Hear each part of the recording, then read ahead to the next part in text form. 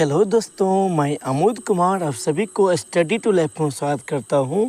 दोस्तों, आशा करते हैं आप लोग अच्छे होंगे, स्वस्थ होंगे और अपने एग्ज़ाम की तैयारी करते होंगे। तो दोस्तों, आज मैं फिर आप लोग के बीच एक न्यू टॉपिक के साथ आया हूं। इसमें हम पढ़ने वाले हैं जीके के 1000 महत्वपूर्ण प्रश्न, जो इससे पहले हम 1 से लेकर 180 तक प्रश्न करवा दिए हैं। अगर ये प्रश्न आप नहीं देखे हैं तो हमारे यूट्यूब चैनल की प्ले लिस्ट में जाकर, नहीं तो डिस्क्रिप्शन बॉक्स के अंदर लिंक लगा हुआ है, आप यहां से देख सकते हैं। हाँ दोस्तों, अगर आप हमारे चैनल पर अगर न्यू आए हैं तो हमारे चैनल को जल्दी ही सब्सक्राइब कर लीजिए और वीडियो को अंत तक देखिए। दोस्तों, अगर इसका PDF अगर आपको चाहिए तो हमारे टेलीग्राम ग्रुप को ज्वाइन कीजिए, नहीं तो उत्कर्ष क्लासेस का व्हाट्सएप नंबर यहाँ पर लगा हुआ है, उसको अपने व्हाट्सएप में सेव करके आप लिखेंगे व्हाट्सएप में जाकर जीके 1000, आपको यहाँ से आपको PDF मिल जाएगा। तो आइए दोस्तों, बिना हम देरी के स्टार्ट करते हैं। आज के मेरा पहला प्रश्न है, महाराष्ट्र का कौन सा समाज सुधारक लोकहितवादी के उपनाम से प्रसिद्ध था? तो इस प्रश्न का उत्तर हो जाएगा गोपाल हरि देशमुख। इस प्रश्न का व्याख्या आप यहाँ समझिए। गोपाल हरि देशमुख जो 1823 से 1892 ईस्वी तक जो है महाराष्ट्र के समाज सुधारक के रूप में जाने जाते थे, जो लोकहितवादी के रूप में प्रख्यात थे।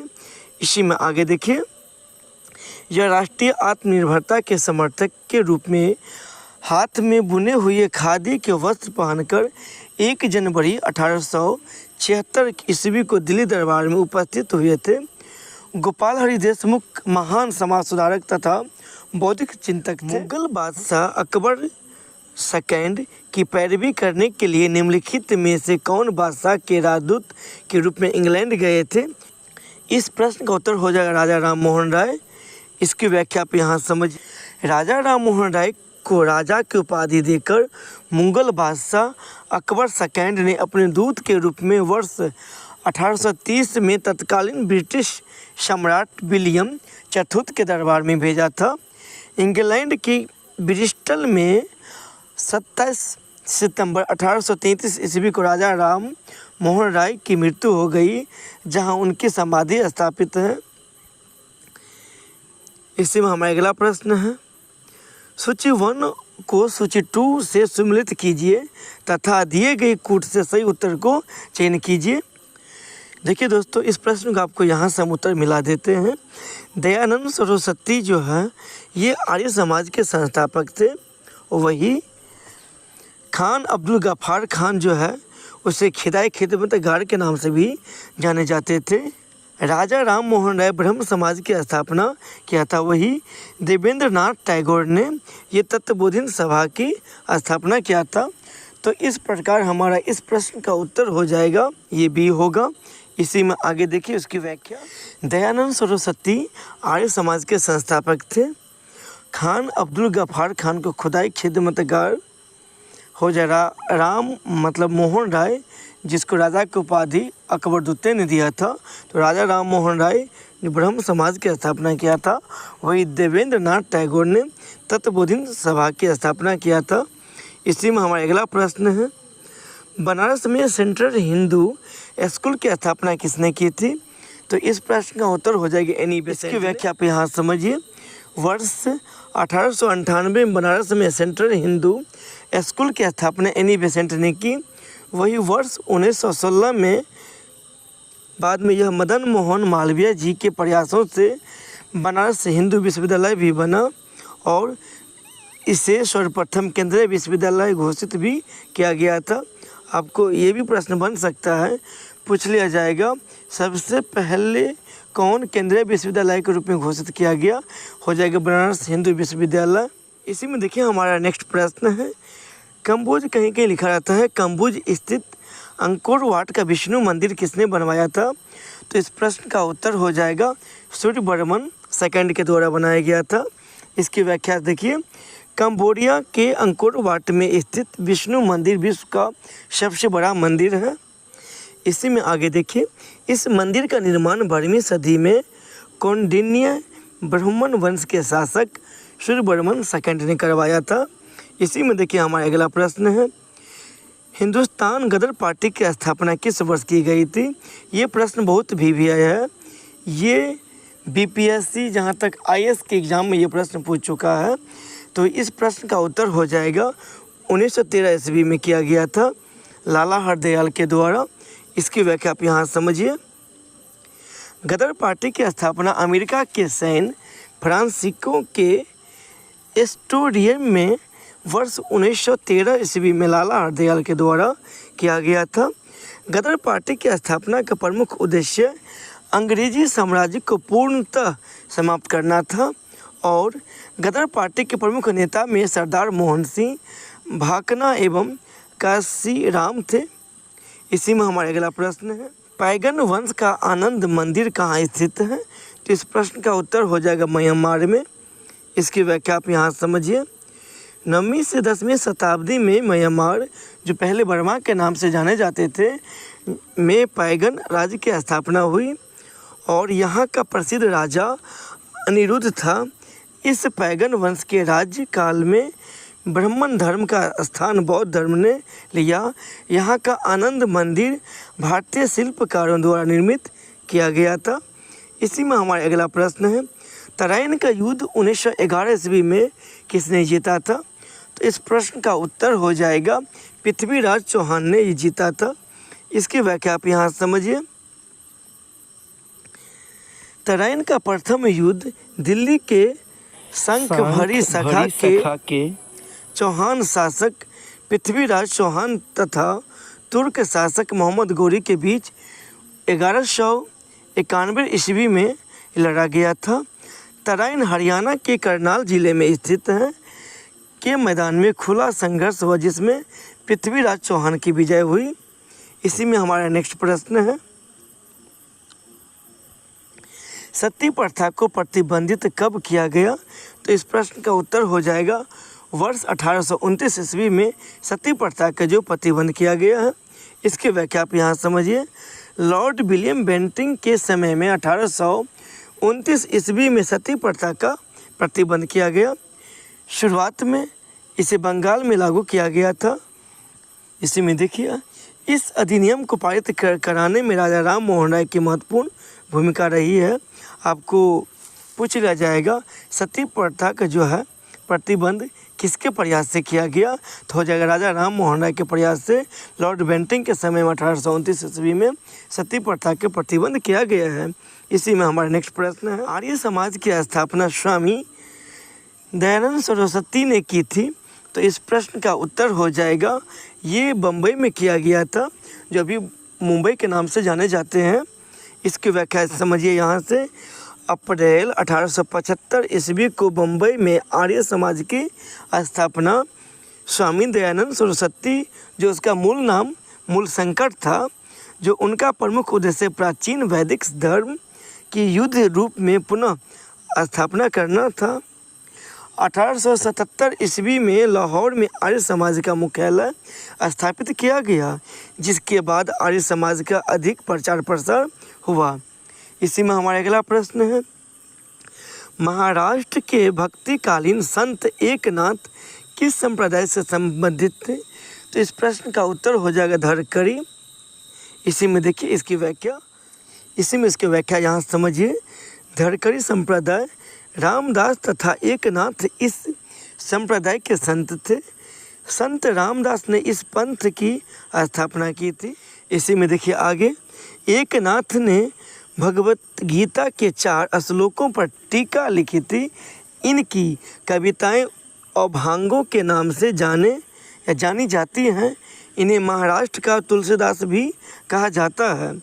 एकनाथ ही भगवत भावार्थ रामायण व रुक्मिणी स्वयंवर उनकी रचनाएं हैं। यदि संस्कृत देव भाषा है तो क्या मेरी भाषा मराठी दस्यु भाषा है, यह एकनाथ ने कहा था। इसी में देखिए हमारा अगला प्रश्न है, महाराष्ट्र का सुकरात किसे कहा जाता है? तो इस प्रश्न का उत्तर हो जाएगा महादेव गोविंद रानाडे को महाराष्ट्र का सुकरात कहा जाता है। इसी में उसकी व्याख्या आप यहाँ समझिए। महादेव गोविंद रानाडे को महाराष्ट्र का सुकरात कहा जाता है।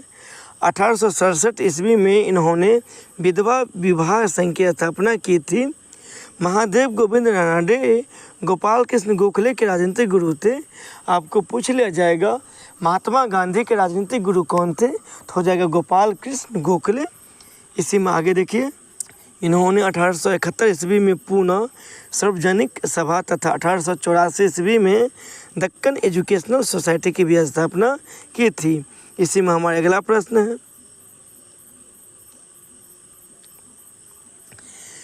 निम्नलिखित में से कौन असम्मिलित है, मतलब निम्नलिखित में से गलत जो है कौन है।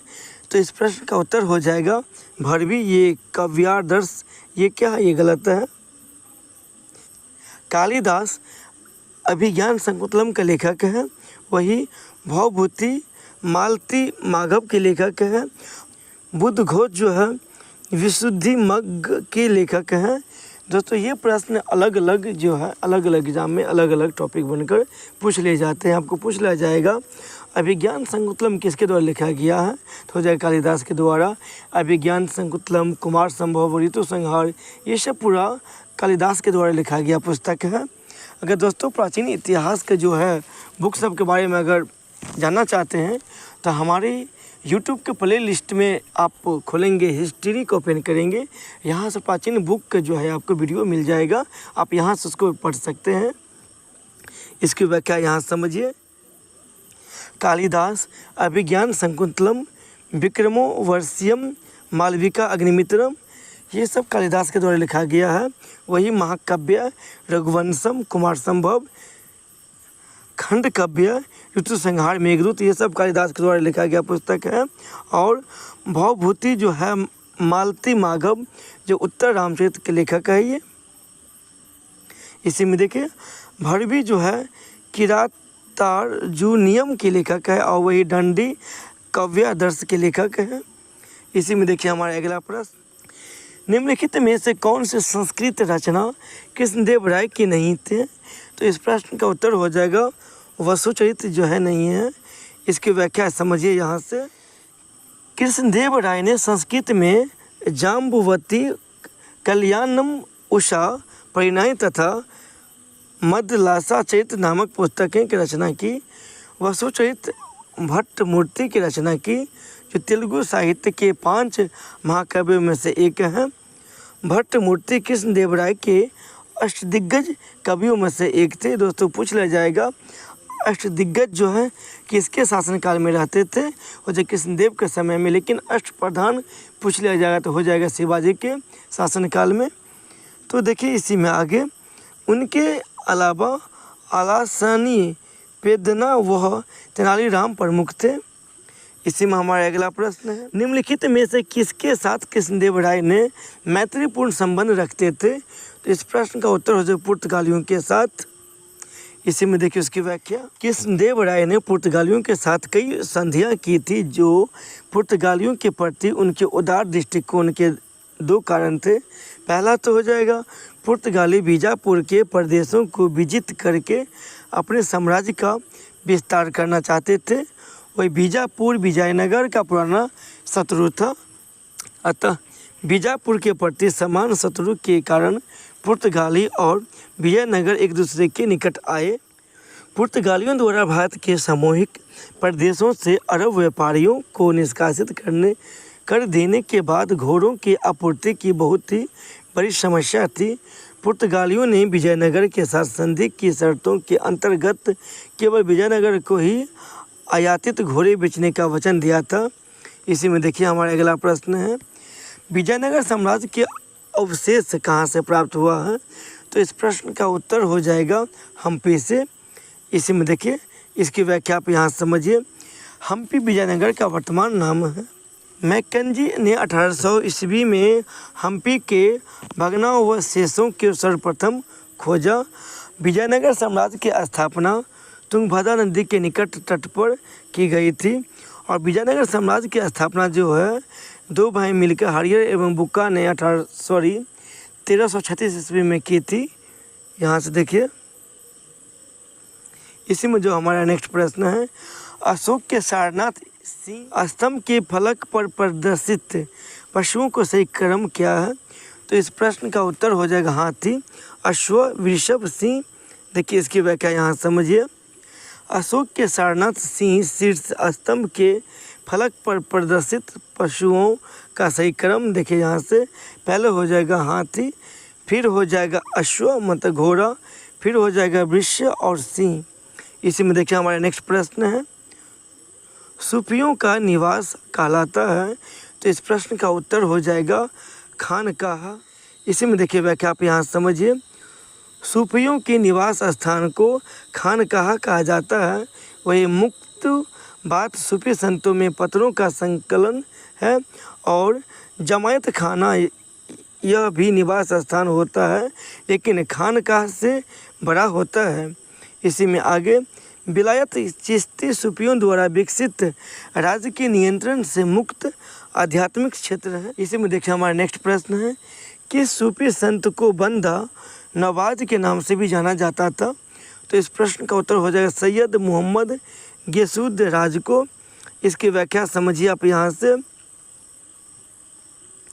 चिश्ती समुदाय में नसीरुद्दीन चिराग दिल्ली के उत्तराधिकारी सैयद मोहम्मद गैसूद राज बहमनी साम्राज्य के गुलबर्गा में जाकर बस गए थे। उन्होंने उर्दू शायरी की पहली पुस्तक मिराज उल आंशिकीन लिखी थी। उन्होंने बंदा नवाज के नाम से भी जाना जाता था। इसी में देखिए आगे, शेख बुरहानुद्दीन गरीब ने दक्षिण भारत में चिश्ती सिलसिले की नींव रखी थी। इसी में आगे, शेख अब्दुल कद्दूस गंगोही लोधी कालवा बाबर के समय के चिश्ती संत। इसी में जो हमारा अगला प्रश्न है, ख्वाजा मुइनुद्दीन चिश्ती के दरगाह पर अकबर ने प्रथम बार कब यात्रा की थी। तो इस प्रश्न का उत्तर हो जाएगा 1562 ईस्वी में ये किया था। इसकी व्याख्या देखिए यहाँ से। अकबर ने सर्वप्रथम 1562 ईस्वी अजमेर में चिश्ती दरगाह की यात्रा की और 1580 ईस्वी तक अकबर ने 14 बार दरगाह की यात्रा की थी। अकबर ने 2 बार पैदल यात्रा भी की थी, प्रथम चित्तौड़ विजय के बाद तथा दूसरा यात्रा 1569 ईस्वी में सलीम के जन्म के बाद। आपको बता दें, जो अकबर के बेटा जो जहांगीर है उसके बचपन का नाम सलीम था। दोस्तों, आज जो मेरा इतिहास का टॉपिक यहीं पर समाप्त हो रहा है। इसके बाद हम नेक्स्ट टॉपिक जो इसी में 201 से प्रश्न आपको करवाएंगे। दोस्तों, हम वीडियो आज यहीं पर समाप्त करते हैं। धन्यवाद दोस्तों।